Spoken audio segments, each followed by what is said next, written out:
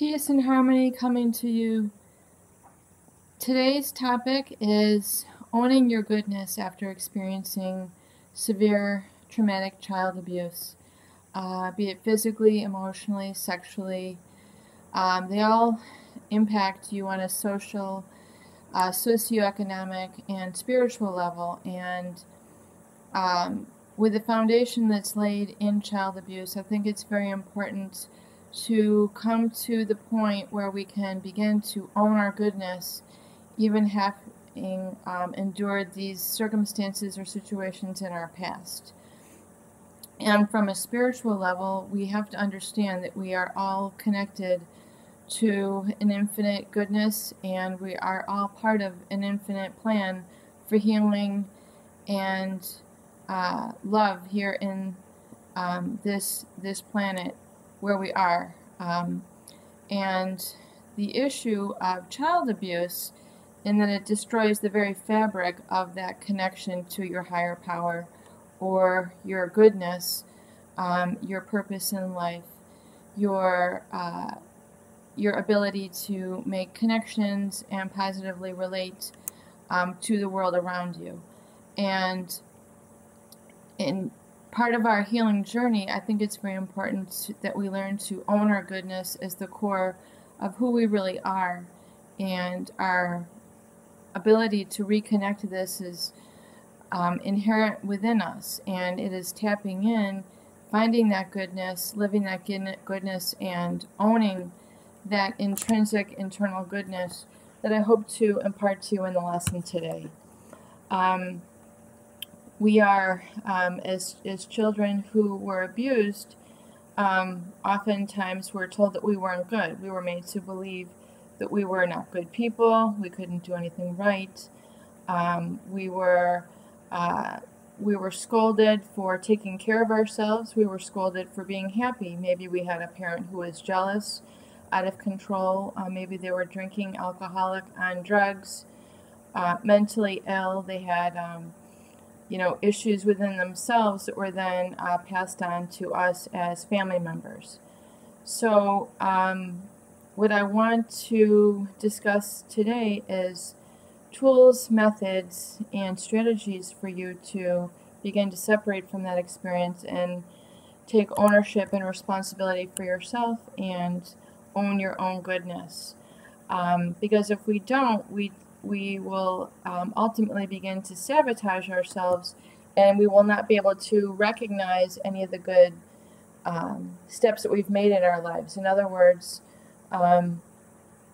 we're not able to own it. We get a good grade at school. We don't feel that it's a building block.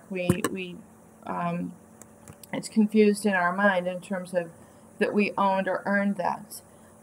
We go out on a date, or we get a promotion at a job, and we do not own that accomplishment because the very foundation is rooted in the fact that we are not good, or we're not good enough. So it's very important to realize that those were feelings that were given to us from our environment and that adult, or that several adults or several people who laid that foundation within us, and that is a lie. It is not the reality of who you are. So it's very important to reconnect to your God source. What are some tools for doing that? We can discuss all day long what has happened, and of course it's important to discuss that and let it go. However, what I want to discuss and share with you are some tools for beginning to own your goodness. First thing is looking into your past and into your present, in terms of indeed what you have accomplished. Maybe that you have been discredited yourself for accomplishing. Maybe it was a friendship that you had made that was on a solid foundation, but you pushed them away because you felt intrinsically that you weren't good enough. Maybe there was a work of art that you had created even as a child that was beautiful in its simplicity, but it was never acknowledged as an adult. Or there was music lessons, or something that you did in your science class Maybe it was just even going out for a bike ride. Maybe if it was just even enjoying happiness and bliss for just a moment as a child that was then robbed of you once you went home because you were scolded or you were just around an angry, upset parent, and that joy did not have an opportunity to perpetuate and increase and grow in your life. Ultimately, for us to lay a new foundation for happiness and joy, we need to take ownership of that intrinsic goodness that we are and begin to encourage those feelings within us. It's going to be new, it's going to feel hard, but in terms of it feeling difficult, don't assess it that way. What I want you to do is tell yourself that this is something new that I'm experiencing and begin to take ownership of that peace and joy, that bliss, that even call it just almost a neutrality within your very body and in your being.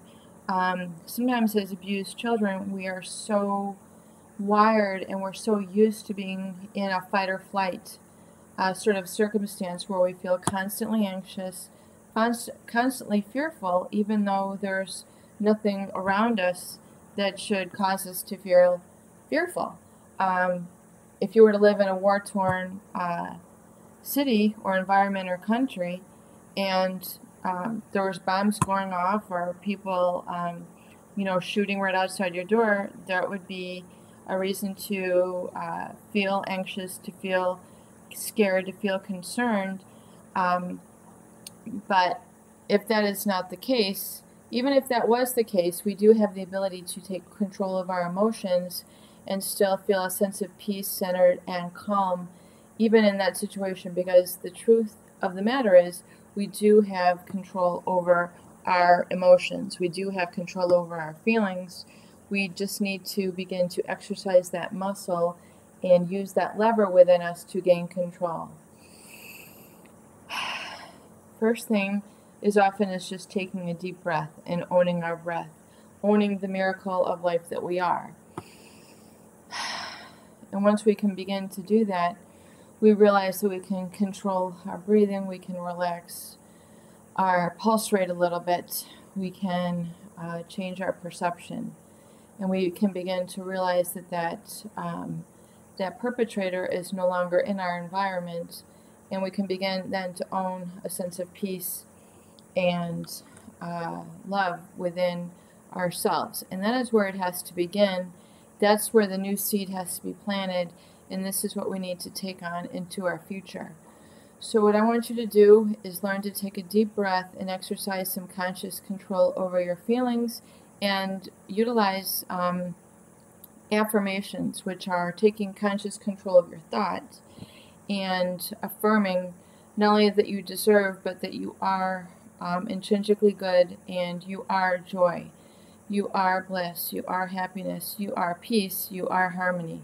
You are all these good things connected to the divine source within you, which is your divine creator. Regardless of your religion, whether you want to call it Buddha, Jesus, Muhammad, whatever religion, connected to our infinite source is our creator and divine good. One only has to take a look at a flower and to realize that our creator is good. And if we've been perhaps the victim of child abuse, or abuse even as an adult, as we got older, perhaps we perpetuated that very cycle, we perpetuated that identity, we perpetuated that emotion. It's hard for us to see that goodness within us, and that is us, and it is getting to that new source within us that's going to be able to foster the healing, forgiveness, and love, and joy, and new identity that we're seeking.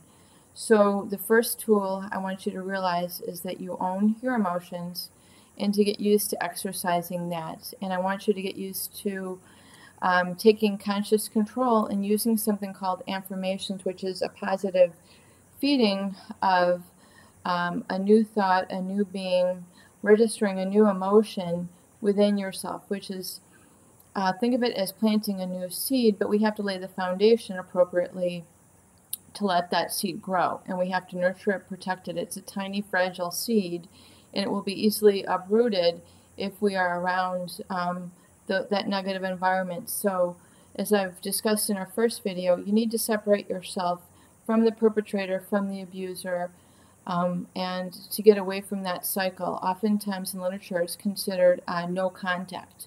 Going no contact, in other words, not talking to them, not looking them up on Facebook, not taking their calls, blocking their calls, completely ridding yourself of their impact and in their influence to you in your life.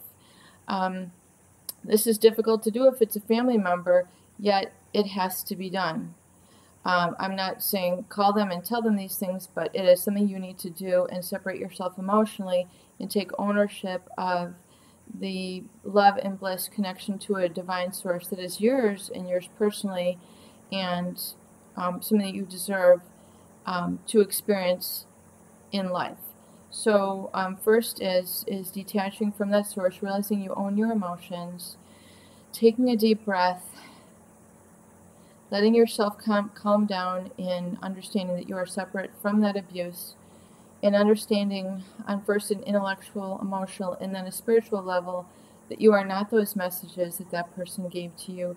You are, in essence and truth and reality, a divine being, a divine human, and I want you to use affirmations saying, I am love, I am peace, I am bliss, I am harmony, I am good. And I want you, as you say those things, remember a time in your life when you experienced these and you actually created these in your environment. Even something very simple. You might have been a young child. You created a painting. You created a story. You created a piece of music. You made a good friend. You had a moment to experience happiness, whether with yourself on a bike ride. These are all the new foundations that we want to discover and create and impart so that you can take that into a new life and journey ahead. And I want you to take ownership of this and let it register, resonate, and kind of marinate within you, and begin to experience a new sense of identity, peace, and creation. This is just one of the tools I hope to share with you. It's going to change your life. We can change this life together. Sending you peace and harmony. Love you.